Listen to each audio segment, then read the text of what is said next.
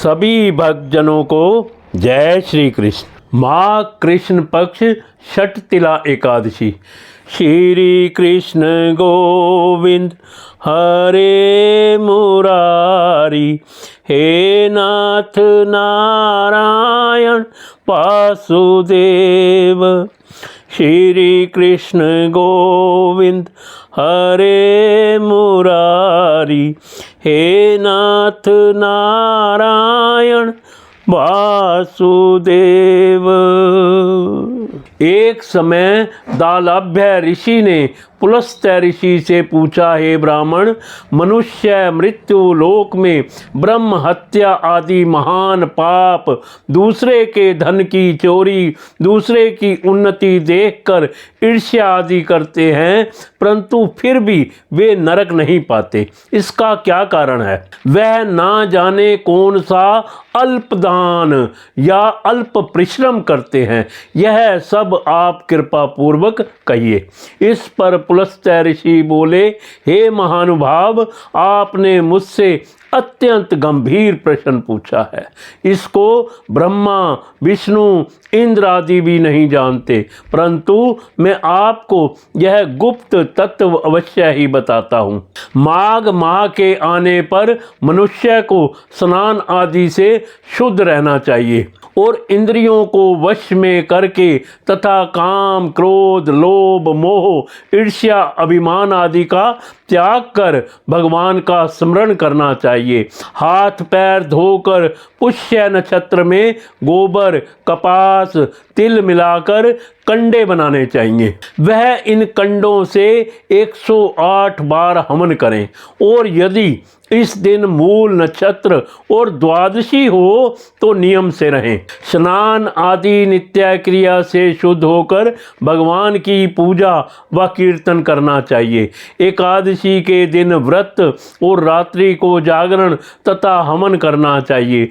दूसरे दिन धूप दीप नैवेद्य से भगवान की पूजा कर खिचड़ी का भोग लगाना चाहिए। इस दिन कृष्ण भगवान का पूजन करना चाहिए।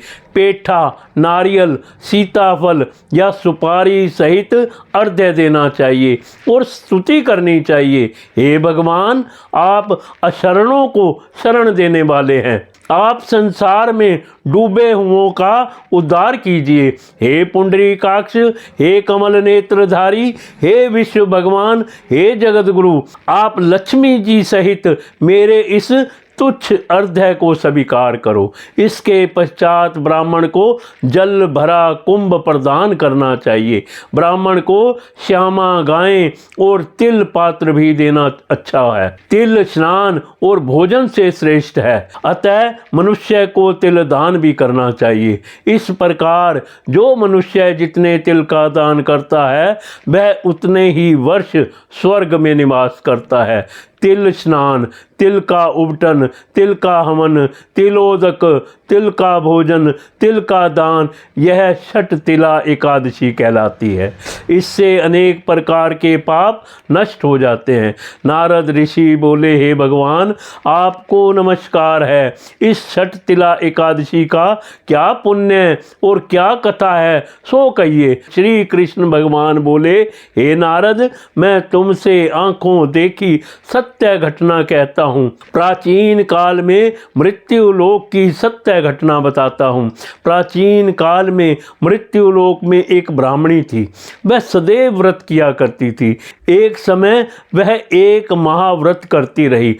इससे उसका शरीर अत्यंत दुर्बल हो गया था, परंतु उसने कभी भी देवताओं तथा ब्राह्मणों को धन तथा अन्नदान नहीं किया। इस प्रकार मैंने सोचा कि इस ब्राह्मणी ने व्रत आदि से अपना शरीर शुद्ध कर लिया है और इसको वैष्णव लोक भी मिल जाएगा, परंतु इसने कभी भी अन्नदान नहीं किया है। इससे इसकी तृप्ति होना कठिन है। ऐसा सोचकर मैं मृत्यु लोक में गया और ब्राह्मणी से अन्न मांगा।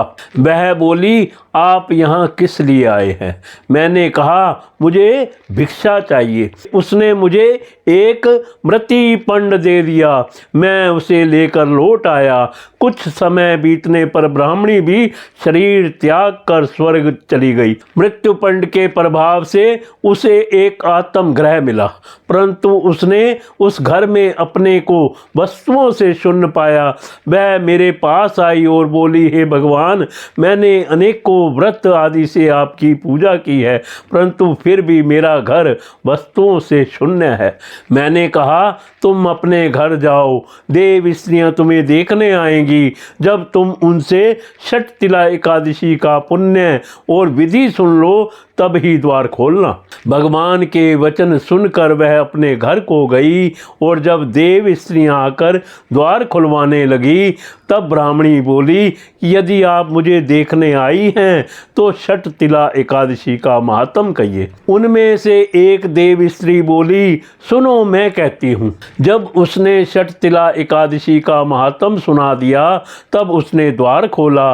देव स्त्रियों ने उसको सब स्त्रियों से अलग पाया। ब्राह्मणी ने भी देव स्त्रियों के कहे अनुसार छठ तिला का व्रत किया और इसके प्रभाव से उसका घर धन धान्य से पूर्ण हो गया।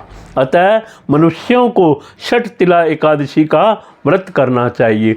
इससे मनुष्यों को जन्म जन्म में आरोग्यता प्राप्त होती है और दरिद्रता नष्ट हो जाती है। इस व्रत से मनुष्य के समस्त पाप नष्ट हो जाते हैं।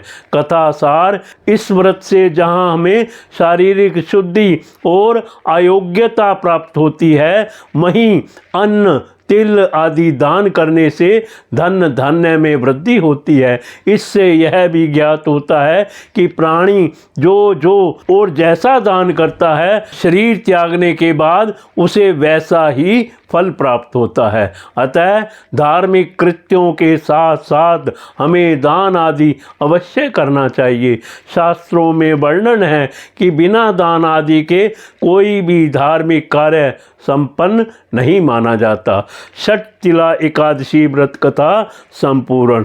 श्री कृष्ण गोविंद हरे मुरारी, हे नाथ नारायण वासुदेव। श्री कृष्ण गोविंद हरे मुरारी, हे नाथ नारायण वासुदेव।